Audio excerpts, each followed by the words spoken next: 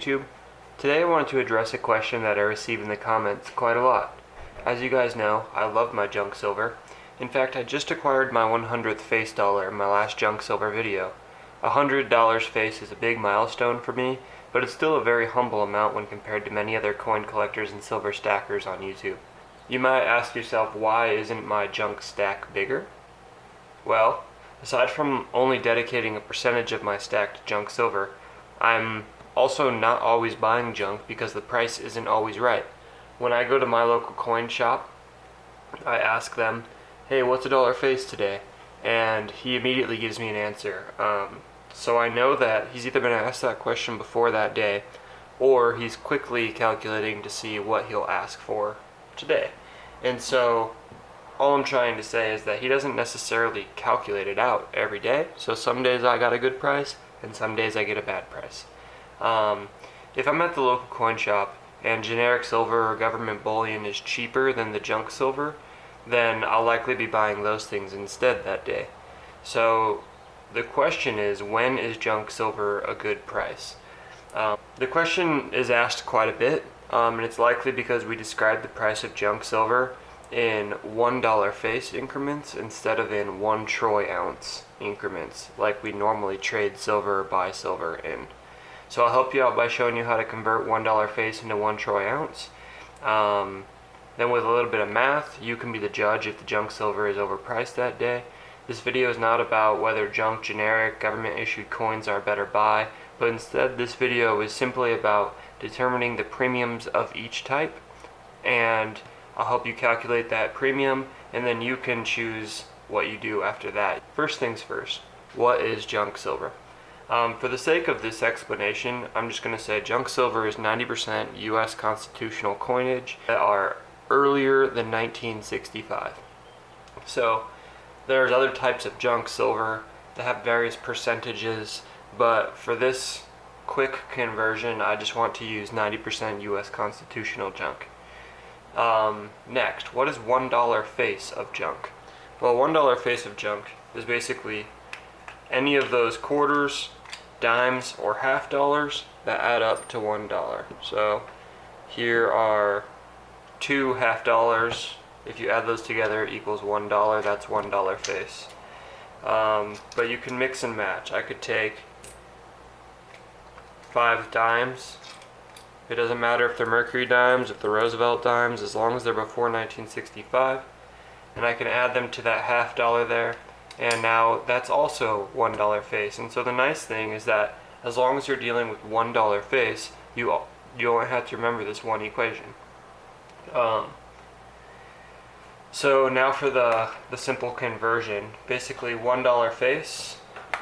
Here's my cardboard for today. $1 face equals 0.715 troy ounces. Okay? Or if you like this better, $1.4 or $1.40 face is about 1 troy ounce. Okay? So the conversion then would just be go into your local coin shop or go online or whatever and figure out what they're selling $1 face for. You can ask and they'll say $13.50 or something. So let's use that, $13.50. So take that number that the dealer gave you, multiply that by 1.4, and you will get the conversion of what 1 troy ounce is that day. So let's get out our calculator.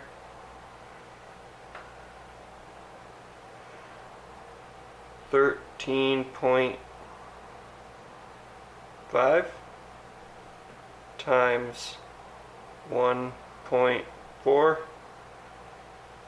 equals 18.9. So that means $18.90 for 1 troy ounce of junk silver. And then now you can just subtract today's spot price, and that will give you the premium. So now you take that premium and you can compare it to the other premiums. If you're looking at a silver kangaroo and he wants $1.50 over spot, compare that to this number that you just generated. If you're looking at an American Silver Eagle and he wants $2.50 or $3 over spot, compare that to this premium. If you're looking at generic rounds and he wants $1 over spot, compare that to this premium. And basically, you're just going to be, that's just a good way to find out what the lowest premium in your local coin shop is that day. And you can just decide what you want to buy after you do that quick conversion. So I hope this helps you determine whether or not your junk is cheap that day. And like I said, I'm not telling you what to buy, I'm just trying to help you figure out if you're getting the best deal that day. And I have a few end notes before we finish here. If your junk is in great shape, then $1 face would actually be closer to 0.722 troy ounces instead of 0.715 troy ounces. That's the intended silver content. It's known and it's commonly practiced to say that 0.715 troy ounces are actually what's in a dollar face these days, and that's just due to wear and tear.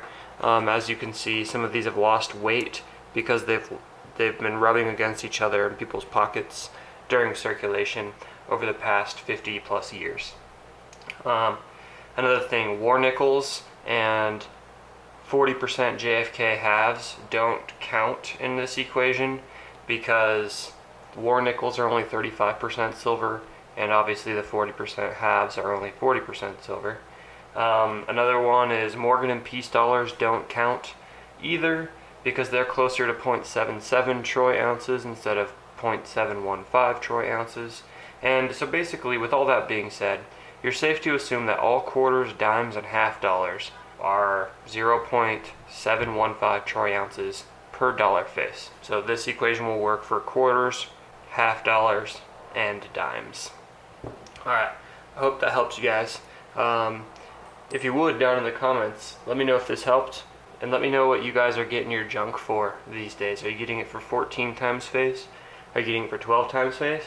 Or somewhere in between, or maybe a little higher or lower than those numbers? Let me know what you guys are getting it for, just because I'm curious. I always pride my local coin shop for giving me good deals on that. And so yeah, I'm interested to see how you guys are doing in the junk department price-wise. Anyways, thanks for watching, and I will see you guys soon.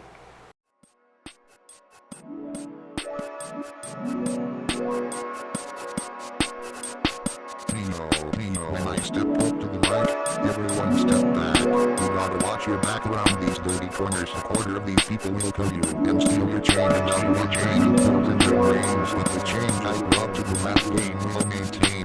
I am not the one who should be held responsible for all this mess concerning. I wasn't the person biting off lines covered with Rough Riders